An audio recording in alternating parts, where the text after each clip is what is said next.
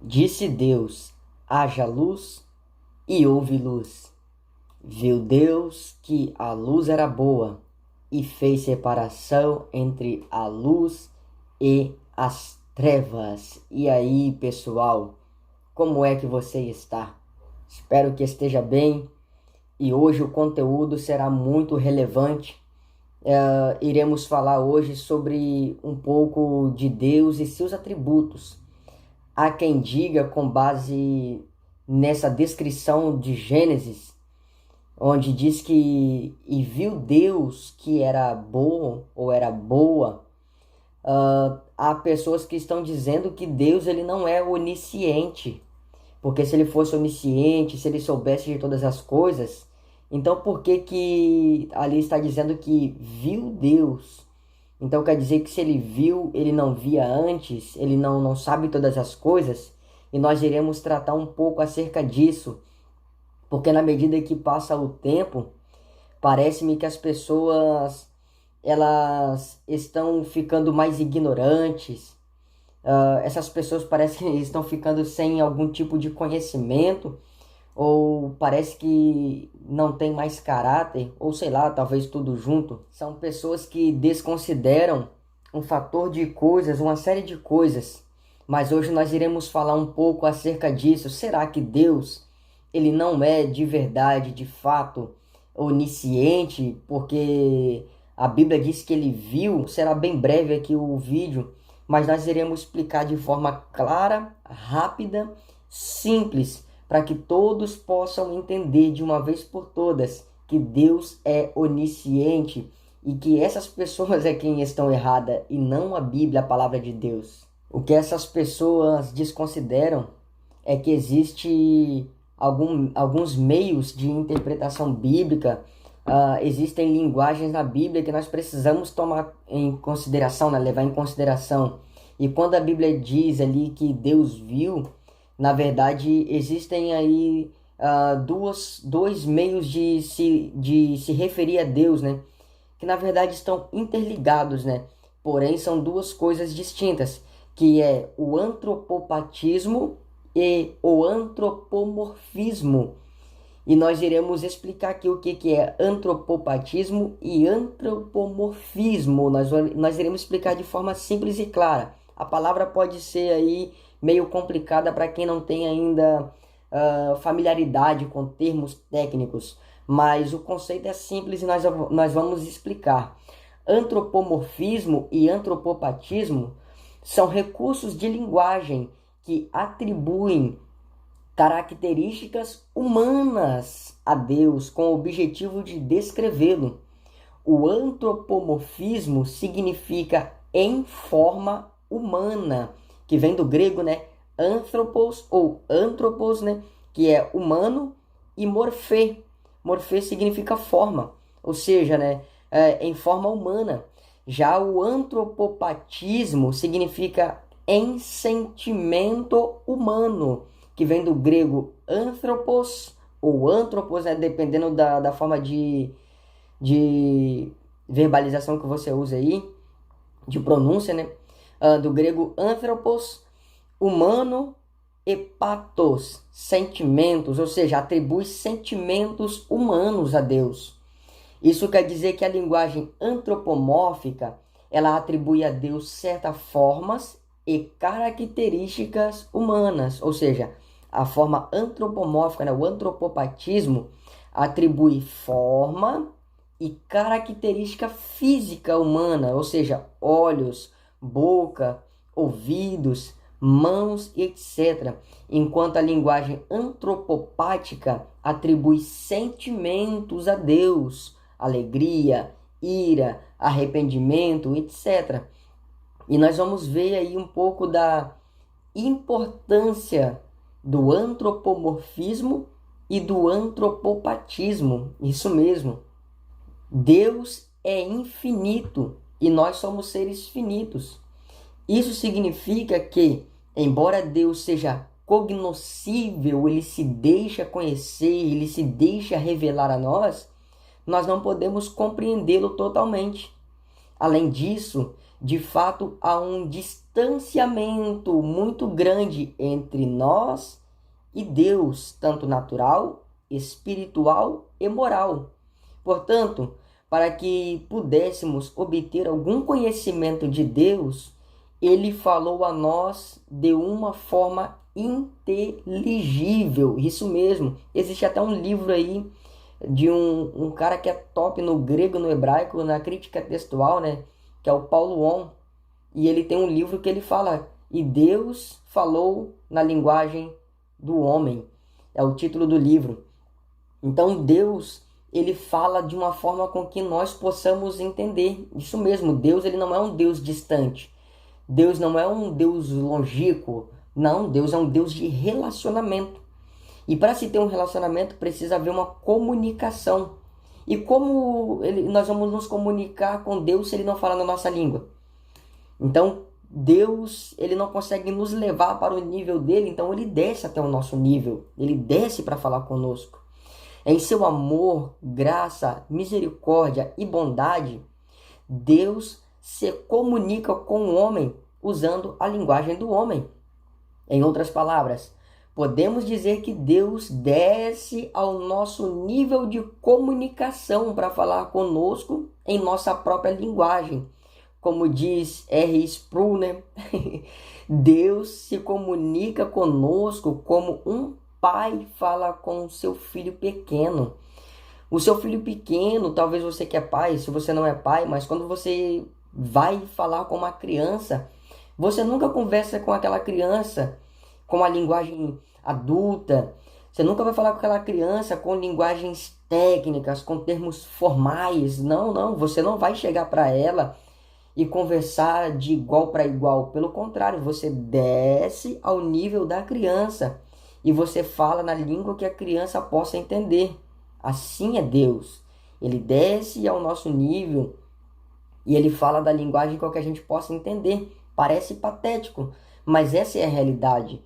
Assim como não é patético, como a gente chega perante uma criança e conversamos com ela como se fôssemos também criança, né? Por quê? Porque nós desejamos ter uma comunicação com aquela criança. Então, o uso desse tipo de linguagem na Bíblia é muito comum e possui um objetivo pedagógico. Na verdade, o fato de Deus não falar conosco em sua própria língua ou na sua própria linguagem, mas ajustar sua comunicação à linguagem humana para que ela possa ser inteligível para nós, significa que, em certo sentido, toda a linguagem bíblica é antropomórfica e antropopática, pois somos seres humanos e esta é a única linguagem que temos à nossa disposição. Nós vamos ver aí alguns exemplos de antropomorfismo na Bíblia, ou seja, formas humanas, característica humana sendo atribuído a Deus. O escritor de Provérbios, né, que é atribuído aí a Salomão, aplica o antropomorfismo quando escreve: os olhos do Senhor estão em todo lugar, contemplando os maus e bons. Provérbios 15:3. Ou seja, ali dá uma característica humana, coloca olhos em Deus. Provérbios 15:3, os olhos do Senhor estão por toda a terra, estão em todos os lugares. E aí nós podemos ver uma referência à onisciência de Deus. O próprio Deus, através do profeta Isaías, usa a linguagem antropomórfica ao declarar: assim diz o Senhor, o céu é o meu trono e a terra o estrado dos meus pés. Que espécie de casa vocês me edificarão? É este o meu lugar de descanso? Isaías capítulo 66, versículo 1. Nós vemos aí pés, né? Estrado dos meus pés, o descanso dos meus pés, né? Onde meus pés repousam. O apóstolo Pedro também faz uso do antropomorfismo ao escrever a conhecida passagem bíblica: humilhai-vos, pois, debaixo da potente mão de Deus, para que a seu tempo vos exalte. 1 de Pedro, capítulo 5, versículo 6. Nós vemos aí sendo atribuído a Deus mão, né? Mãos. sendo atribuído a Deus? Nós sabemos que Deus é Espírito, João capítulo 4, versículo 24. Mas nesses versículos, os autores bíblicos atribuem características físicas a Deus como um recurso para que possamos compreendê-lo de alguma forma. Nós vemos aí alguns exemplos de antropopatismo. A gente já viu o antropomorfismo, né? Agora vamos ver o antropopatismo. No livro de Gênesis, lemos uma das mais conhecidas passagens bíblicas que fazem uso do antropopatismo. O texto bíblico diz: arrependeu-se o Senhor de haver feito o homem sobre a terra, e pesou-lhe em seu coração. Gênesis capítulo 6, versículo 6. Veja que o escritor bíblico fala de Deus como tendo ser arrependido. Apesar que a palavra hebraica ali para arrepender, né, na verdade, ela significa, em termos literais, né, seria o nariz abrir e fechar, né, quando a pessoa suspira. Na verdade, literalmente é o fechar e abrir do nariz, né? Porém, isso significa o suspirar, né? Não é que Deus se arrependeu, mas ali era um suspiro. Já o sábio escritor de Provérbios, né, Shlomo HaMelech, o rei Salomão, também adverte: estas 6 coisas aborrece o Senhor, e a 7ª a sua alma abomina. Ou seja, aborrecimento, abominação. Provérbios capítulo 6, versículo 16. Através do profeta Ezequiel, o próprio Deus também faz uso do antropopatismo em sua declaração. Portanto, assim diz o Senhor: um vento tempestuoso afenderá no meu furor, e uma grande pancada de chuva haverá na minha ira, e grandes pedras de saraiva na minha indignação para a consumir. Ezequiel capítulo 13, versículo 13. Nós vemos aí sendo atribuído linguagens humanas a Deus, né? E agora nós vamos falar um pouco do cuidado que devemos ter na hora de interpretar, né? Na hora de enxergar a linguagem antropopática e antropomórfica na Bíblia. Nesses versículos, vemos a aplicação de características físicas e sentimentos humanos a Deus como um recurso didático para que possamos compreender a revelação divina.